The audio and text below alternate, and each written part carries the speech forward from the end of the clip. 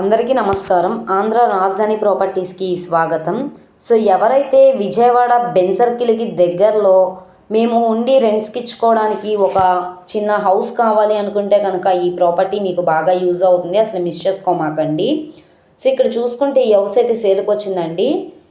ఇంటి ముందు రీసెంట్గానే సిమెంట్ రోడ్ అనేది వేశారనమాట. ట్రాన్స్పోర్టేషన్ పరంగా వెహికల్స్ అవి రావడానికి కూడా కన్వీనియంట్గానే ఉంటుంది. సో ఇది మనకి మొత్తంగా 73.56 గజాల్లో కట్టించుకున్న హౌస్ అనమాట. ఈ ప్రాపర్టీకి సంబంధించిన పూర్తి డీటెయిల్స్ అనేది ఈ వీడియోలో డీటెయిల్డ్గా తెలియజేస్తాను. ఈ వీడియోని స్కిప్ చేయకుండా చివరి వరకు చూడండి. అలాగే ఈ వీడియో నచ్చితే తప్పకుండా లైక్ చేయండి, సబ్స్క్రైబ్ చేయండి, మీ ఫ్రెండ్స్ అండ్ ఫ్యామిలీ మెంబర్స్కి షేర్ చేయండి. ఇలాంటి మంచి మంచి ప్రాపర్టీలు మీరు మిస్ కాకుండా ఉండాలనుకుంటే ఛానల్ని సబ్స్క్రైబ్ చేసుకున్న ప్రతి ఒక్కళ్ళు కూడా బెల్ సింబల్ని యాక్టివ్ చేసుకోండి.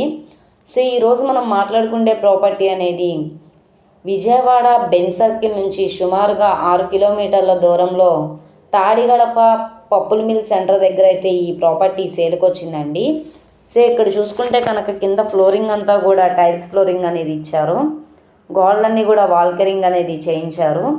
కింద ఒక సింగిల్ బెడ్రూమ్లో అయితే కన్స్ట్రక్షన్ చేయించుకున్నారండి. ఇక్కడ సిమెంట్ ర్యాక్స్ అనేవి చేయించుకున్నారు. పైన పిఓపి సీలింగ్ అనేది కూడా చేయించిందనమాట.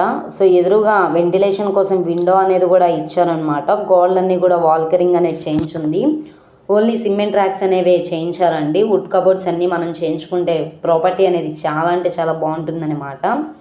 సో ఎవరైతే లో కాస్ట్లో హౌస్ కోసం చూస్తున్నారో వాళ్ళకి ఈ ప్రాపర్టీ బాగా యూజ్ అవుతుంది, అసలు మిస్ చేసుకోమాకండి. సో ఇది మనకి ఈస్ట్ ఫేసింగ్లో ఉంటుంది.